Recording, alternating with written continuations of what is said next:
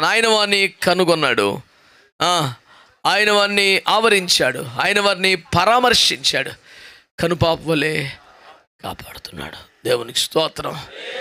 వాగ్దాన సందేశములు మనము ధ్యానం చేస్తూ ఆయన మనల్ని కనుపాప వలె కాపాడుతాడని పాడుతూ ధ్యానిస్తూ ఉన్న దశలో ఇక్కడ ధ్యానం ఆరంభించడం కరెక్ట్ అని భావించి ఈ ధ్యానాన్ని చేపట్టడం జరిగింది. ప్రభువుకు స్తోత్రం కలుగునుగాక.